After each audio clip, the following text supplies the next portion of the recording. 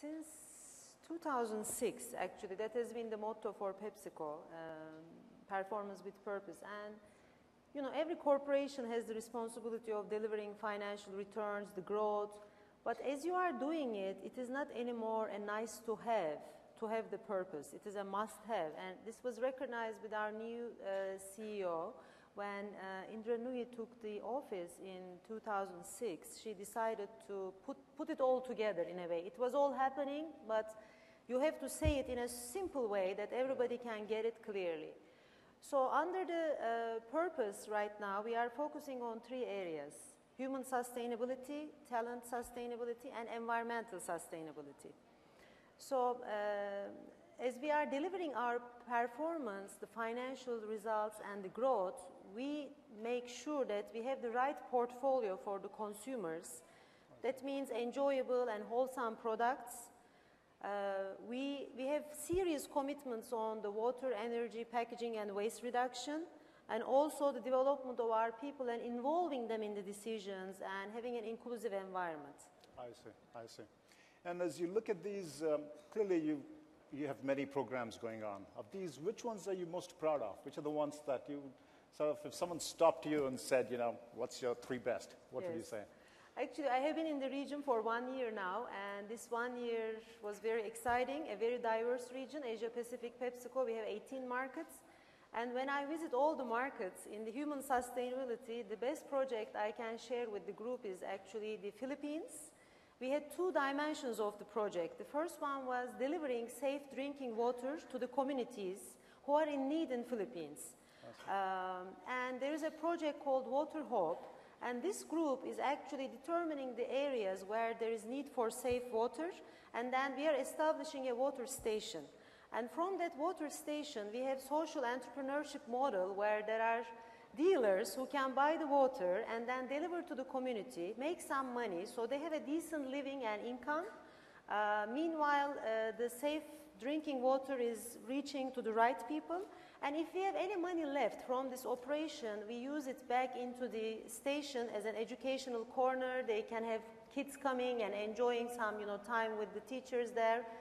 So now we have the fourth station actually opening. And this is very much in line with what PepsiCo Foundation is doing. The commitment is by 2015, we are planning to reach 3 million people with safe drinking water. So already 1 million will be accomplished this year. And in Philippines, at least in my region, we have this project helping to the mission of PepsiCo. So it's really a combination of, there is the social purpose here, which is the human side. Yes. But if you then relate it back to the benefit to PepsiCo, so how do you, and one issue that comes up is as these projects suggested, let's say, and then you have to evaluate them against business projects with other returns, financial returns. What's the kind of criteria and approach you use to enable these investments? That, I mean, in this system, actually, we tried something else also I should mention and then put it all together.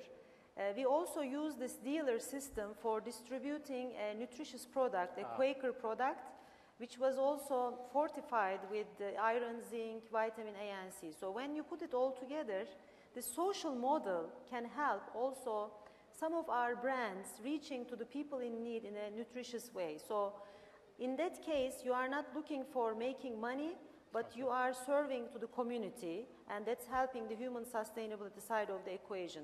But when we look at our investments, the capital investments especially, we have, of course, the capacity investments, innovation investments, productivity, and sustainability. And today, about 15 to 20% of our investments will be in the area of productivity and sustainability. I put it all together because they are now, as you decrease the water, energy, packaging, waste, there is a lot of productivity coming out of those items. And the return on investment is evaluated very similarly with the growth projects.